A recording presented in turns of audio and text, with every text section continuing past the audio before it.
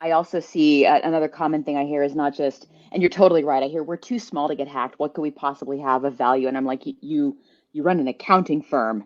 You have literally everything of value. It's not just that. I also often have people say, well, one of two things. They either say we don't need cybersecurity yet because we're not ready, or they say, I thought I'd pay a guy to do that for me, right? There's usually an external firm, a managed service provider, the IT guy, Hmm. and I know a couple of firms that actually are run by women, but let's be honest, a lot of the time it's an IT guy, and so a small business owner will say, I feel like I've got a guy that handles that for me, and can you go talk to him? And I say, I can do that, but this is a little bit like talking to your accountant, and they'll say, yes, we can kind of polish everything up for you, but you're the one who still has to categorize these expenses correctly, right? Like you still have this responsibility. You're the ultimate person at which the buck stops. Hmm. For, if I can torture the English language a little bit there, for to know the posture that your business is taking and to be personally responsible for the choices you're making. You can't outsource the responsibility. You can only outsource the tasks. Right. So the responsibility still lies with that person to make sure that you're doing everything you can. And it's really overwhelming. I feel like Liz always has this great perspective on kind of the nature of why this is overwhelming for people.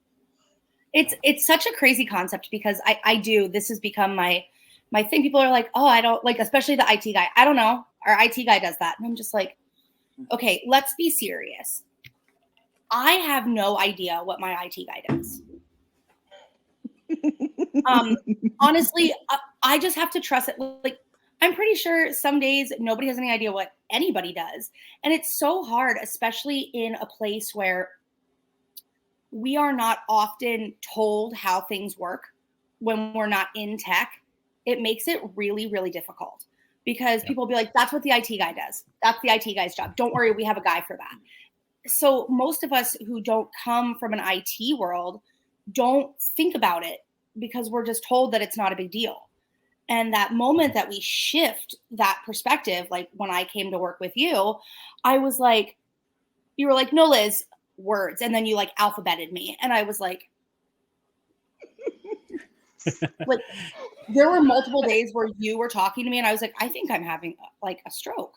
I'm not hearing any of these words. Like I'm having a seizure or something. Like there's something wrong with my brain. It's not processing. And you were like, no, Liz, those are all things. And I'm sitting over here like, what is NIST? And it's like, But well, you now, learned.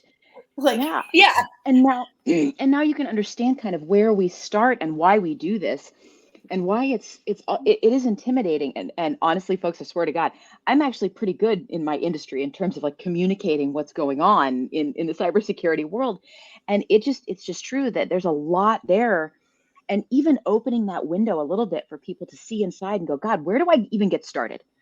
Where do I even get started here? And so that's kind of the question I think we're here to answer today.